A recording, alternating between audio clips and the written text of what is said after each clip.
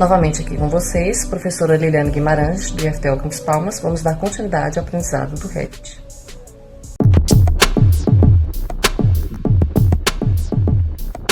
Para a aula de hoje, vamos abrir novamente nosso arquivo de amostra. E ainda sobre o funcionamento do Revit, eu quero falar para vocês sobre a forma de ativação dos atalhos, porque é diferente dos outros programas que nós já utilizamos, como SketchUp, e até de programas da mesma empresa, como o AutoCAD. No SketchUp, a gente tinha os atalhos sendo ativados com apenas uma letra. Quando você precisava fazer uma linha, você clicava L e você ativava aquele comando, sem precisar de mais nada. No AutoCAD já era de uma forma diferente. Você tinha que colocar a letra, 1, 2, 3 letras do comando. Às vezes tinha que ser o comando por extenso, mas para ativar aquele comando você tinha que teclar Enter. No Revit é diferente, tanto do AutoCAD quanto do SketchUp. Para ativar os comandos no Revit, quando eles têm os atalhos, você deve digitar 2 letras. Em alguns casos, bem raros, são 3, certo? Mas em sua maioria são 2 letras, sem precisar ativar mais nenhuma outra tecla, nem um Enter, nem nenhuma outra. Isso dá agilidade ao Revit. Para você saber o comando que foi ativado, você deve ver aqui na barra de status, como a gente tinha já comentado anteriormente. Então, se você vai fazer uma linha do modelo, LI ativa este comando. E aqui você já tem escrito o que você deve fazer, ó. Clique para inserir o ponto inicial da linha. Para você conhecer e até configurar esses atalhos, vocês podem vir aqui em Vista, Interface do Usuário, Atalhos do Teclado, ou no Revit em inglês, em View, User Interface, Keyboard Shortcuts. Você pode ativar então com as teclas KS. Aqui você pode ver a maior parte dos atalhos. Veja aqui LI Model Line, é uma linha do modelo. Vamos ver aqui em português, ó, KS, LI, linha do modelo, tá vendo? Boa parte desses atalhos é a abreviação do comando em inglês, mas alguns nem tem tanto a ver. Por exemplo, plano de referência, RP. Veja aqui em inglês, que é a abreviação de Reference Plane. Deixa eu tentar achar aqui para vocês algum exemplo. Veja que a gente tem alguns casos, mas são raros, em que a gente tem o atalho com 3 letras. No entanto, as 2 primeiras EO não pode ser um atalho de nenhum outro comando, porque senão daria conflito. Esse aqui, por exemplo, olha, Isolate Element, HI. Então, às vezes, a correspondência não é tão direta. É aqui também, neste comando, o Keyboard Shortcuts, que você pode configurar, não só conhecer, como configurar atalhos personalizados. Basta você escolher qual é o comando que você quer inserir, digitar aqui o atalho que você quer e adicionar. O Revit não vai aceitar letras de atalho que já tenham sido utilizadas por outros comandos. No entanto, eu prefiro não modificar os comandos padrão que nós já temos no Revit, principalmente para quem está começando. Mas, se você desejar criar, personalizar os seus atalhos, você pode exportar o arquivo depois que você personalizar, né? Em Export, aí você coloca num determinado arquivo de extensão XML, você pode chamar lá, colocar um nome nesse arquivo. E quando chegar no outro computador, você pode importar, buscar este mesmo arquivo e importar para utilizar no outro computador. Mas aí eu acho que já é muita coisa para mexer de início. Vamos deixar o padrão mesmo.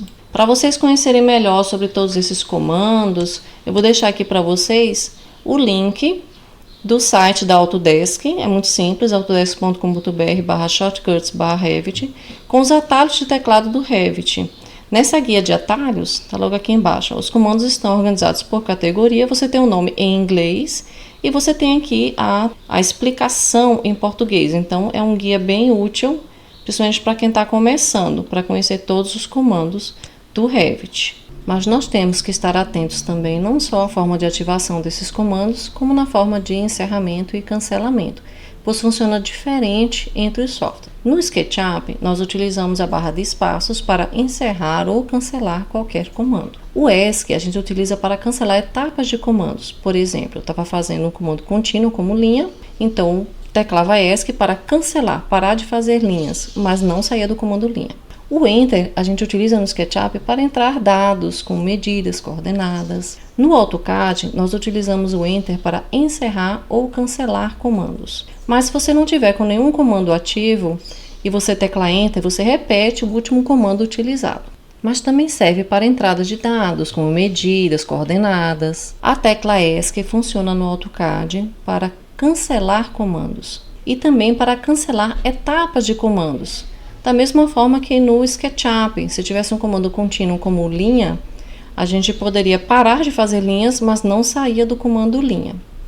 A barra de espaços no AutoCAD, ela não tem uma função tão específica, tem que ter cuidado na sua utilização. No Revit, a gente utiliza a tecla Enter para repetir o último comando. E da mesma forma que no SketchUp e AutoCAD, serve para entrar de alguns dados, algumas medidas. A tecla S que a gente utiliza para encerrar ou cancelar comandos, assim como cancelar etapas de comandos, da mesma forma como eu dei o exemplo no AutoCAD, né? Está dentro do comando linha e a gente para de utilizar linhas, mas não sai do comando especificamente. A barra de espaços, ela tem uma função bem clara dentro do Revit. Ela serve para ativar determinadas funções dentro de alguns comandos, como por exemplo, alternar a posição e rotação de portas e janelas na hora da inserção.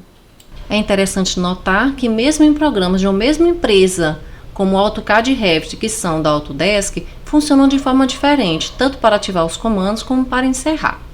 O que importa a gente gravar mesmo é que no Revit a gente usa muito a tecla ESC, muito mais do que as demais teclas. Lembrando também que tem alguns comandos que não vão funcionar exatamente dessa forma. Por quê? Porque eles vão depender de algumas configurações aqui no nosso menu. Quando você faz um componente modelado no local, por exemplo, você tem aqui que concluir o seu modelo, você tem aqui que escolher o tipo de modelagem que você vai fazer, então você tem que estar atento também no que é que você está sendo solicitado aqui para o seu comando, tanto nesse menu como aqui, ó, na barra de status. Aqui, se eu der ESC, ó, ele não cancela o comando, eu tenho que cancelar aqui. Quando a gente estiver aprendendo cada comando, vocês vão conseguir identificar cada um destes casos. Para facilitar também o entendimento de vocês, eu configurei um programa que mostra aqui no canto inferior direito quais teclas que eu estarei digitando. Então fiquem sempre atentos aqui quais teclas eu vou digitar para vocês poderem acompanhar durante as aulas. Por exemplo, as teclas que ativam um comando de interface do usuário de atalhos, KS. Então vejam que aqui eu digitei as duas letras, aparece para vocês e ativa o comando, cancelar. Quando eu coloco Enter, que repete o último comando, ele apresenta aqui para vocês Return. Quando eu teclo ESC, ele aparece aqui para vocês, Escape. Então estejam atentos a esse canto aqui que vai estar aparecendo sempre todas as teclas que eu estiver digitando durante as aulas. Até lá!